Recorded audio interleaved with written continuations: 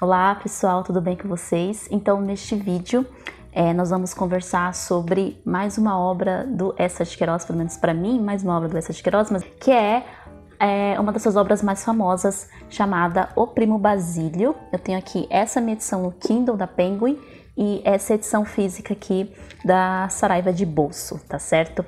Então esse livro foi o livro agora de agosto, né, para o Clube do Livro que eu comando ali, que eu cuido, né? Então nós lemos essa obra.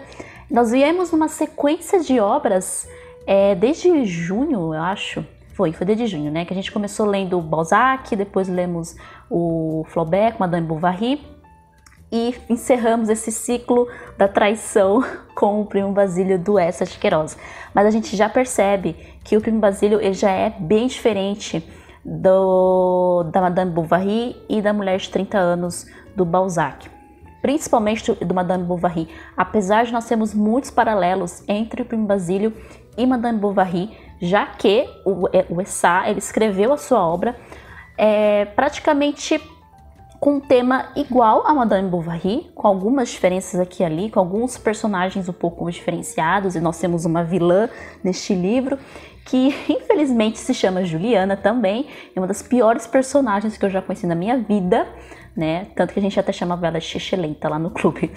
E também com uma outra proposta, né? Enquanto que o Flaubert, ele escreveu o Madame Bovary com a ideia de apenas descrever uma história que ele ouviu e que ele queria ali, e a partir dessa história que ele ouviu, ele pega essa história e transforma no grande romance Madame Bovary. Já o Primo Basílio, o Eça escreveu com uma outra proposta, então a gente tem que entender primeiro qual que é, o que estava se passando na cabeça do Eça, o que estava se passando em Portugal, para entender qual que é a ideia aqui do Primo Basílio.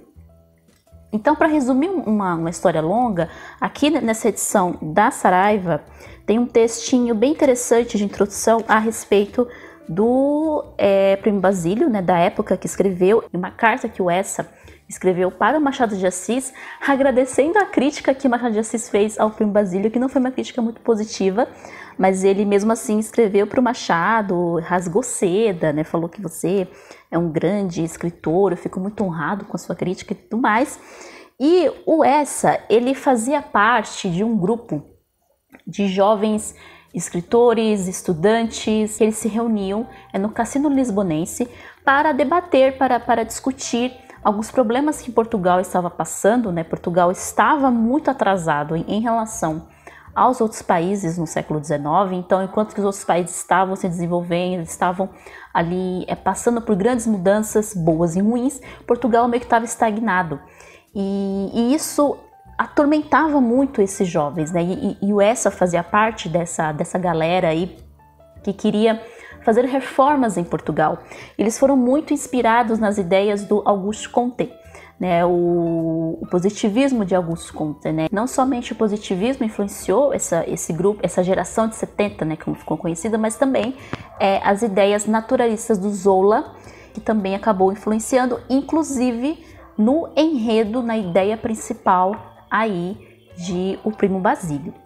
Então, o que são essas ideias naturalistas? É a ideia de que a lei que rege os movimentos do mundo são as mesmas leis que regem as paixões humanas. Então, por isso que nós vamos ver no livro, não somente por conta dessas ideias naturalistas, do positivismo e tudo mais, mas também um olhar extremamente pessimista em relação à natureza humana. Isso é muito típico do Eça nessa fase.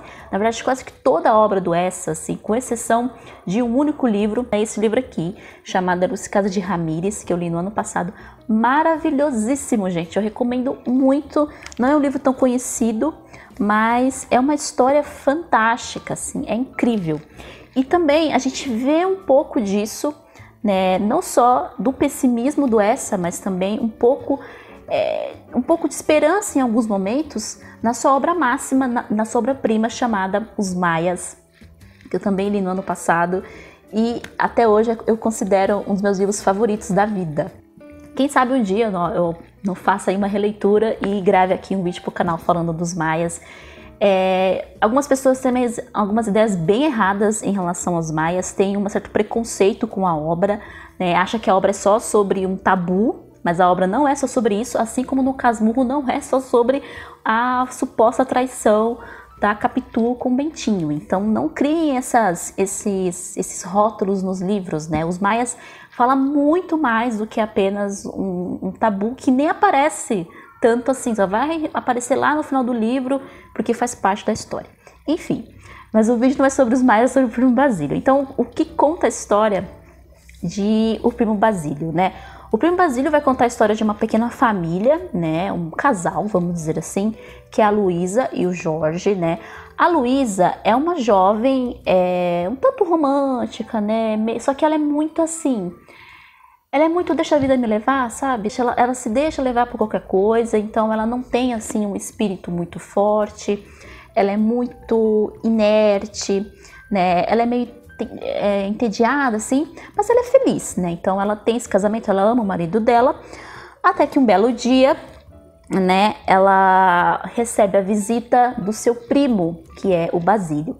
Este primo da Luísa é um ex-namorado dela, né? Eles tiveram um relacionamento antes dela se casar com o Jorge, né, há muitos anos, mas por alguns desencontros, né, o Basílio perdeu a fortuna, etc, ele precisou ir embora para o Brasil.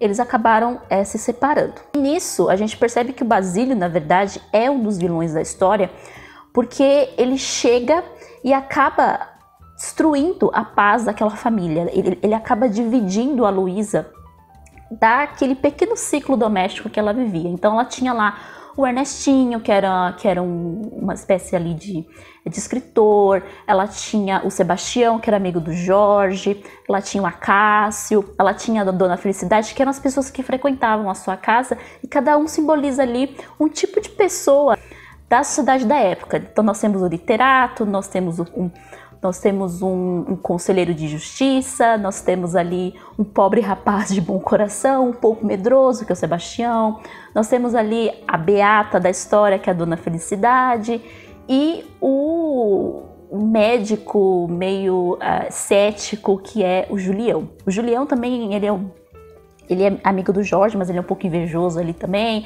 Ele tem inveja também do conselheiro Acácio. Então, são figuras até um tanto caricatas em alguns instantes, né? Então, eles foram feitos ali realmente para demonstrar um pedaço ali da sociedade portuguesa. Sem contar também a vizinhança onde eles viviam, que era uma vizinhança extremamente de gente fofoqueira, realmente muito fofoqueira, que sai falando mesmo e que eles às vezes vão causar alguns problemas na história, porque são eles que vão começar a espalhar o boato de que a Luísa e o Basílio estão tendo um caso. E é o que de fato acontece, né? O Basílio seduz a Luísa e ela acaba, por algumas razões, caindo na sedução do Basílio, e aí eles têm um caso, né? A Luísa trai o Jorge, temos um caso aí extraconjugal. Acontece o seguinte, o Basílio, ele é um personagem que a gente não consegue gostar. Desde o começo a gente já detesta o Basílio, assim, com todas as forças possíveis. Porque ele realmente, além dele ser aquele que vai dividir, aquele que vai separar aquela família, ele é arrogante, ele é prepotente, ele se acha melhor que todo mundo, ele despreza Portugal, então vira e mexe, ele tá sempre reclamando de Portugal. Ele teve várias mulheres, não somente a Luísa, então dá a entender que ele tinha outras amantes em outros países que ele passava. Então ele é aquele típico boêmio. O engraçado é que ele critica extremamente a vida burguesa, mas ele se esquece de que a vida boêmia que ele levava só foi possível justamente por causa da vida burguesa, né? Então uma coisa está ligada com a outra. Então ele é o típico boêmio Dom Juan conquistador. E aí nós temos o Jorge, que é o marido da Luísa, só que o Jorge ele passa a maior parte do tempo do livro ausente, porque ele faz uma viagem, né? E é durante esse período da viagem que ocorre aí o caso da Luísa com Basílio. E o Jorge, eu fiquei um pouco na dúvida assim, se eu gostava ou não do Jorge, porque algumas atitudes dele eu fiquei com o pé atrás em relação ao personagem. Eu gostava dele bastante no começo, mas conforme foi passando o livro e ele retorna, e aí ele acaba tomando ali algumas atitudes um pouco questionáveis, né? O Essa solta ali algumas coisas que dá a entender que o Jorge não era a pessoa mais correta do mundo, né? Não era nenhum santo também, mas ele amava a Luísa de verdade, assim como ela também o amava, né? Então ele, não, ao meu entender, foi o que, depois da Luísa talvez, foi o que mais sofreu, né, com toda essa história aí do adultério, porque isso vai ter consequências e ele vai acabar sentindo as consequências dessa traição da esposa. E aí nós temos a vilã da história, que é a Juliana. A Juliana é empregada da família. Essa Juliana, ela é extremamente invejosa, aquela pessoa assim, ela é tipo o Warrior Heep do David Copperfield, né? Só que ela é um pouco pior que o Warrior Heep. Muito pior, assim. O Warrior Heep é um santo perto dela, porque ela começa a encontrar uma maneira de arrancar dinheiro dos patrões. Então ela vai acabar descobrindo a traição da Luísa com Basílio e vai chantageá-la, né, para que ela pagasse ali uma certa quantia, se não me engano era 6 mil contos de réis, para ela não contar para o Jorge e nem mais para ninguém, né, o que ela sabia a respeito dela com Basílio, até porque ela tinha provas, ela tinha roubado algumas cartas da Luísa. Então toda a trama ela vai começar a se degringolar a partir dessa descoberta da Juliana. Então a gente vai ter ali um embate entre a Luísa e a Juliana, né?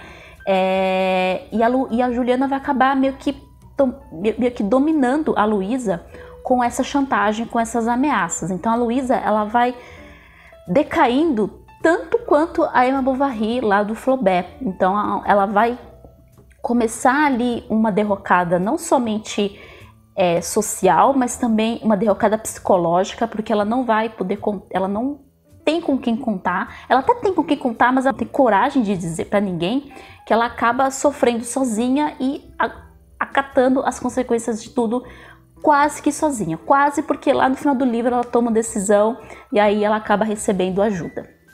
No mais, gente, eu não posso falar tanto do enredo, porque se eu falar muito, eu vou acabar entregando a história para vocês. Eu não quero contar como que o livro termina, mas assim, gente, se você ler Madame Bovary, eu recomendo você ler o Primo Basílio, porque tem muitas semelhanças entre as duas obras, né? Tem muitos paralelos entre os personagens, mas é uma obra também completamente diferente do Madame Bovary, principalmente a protagonista.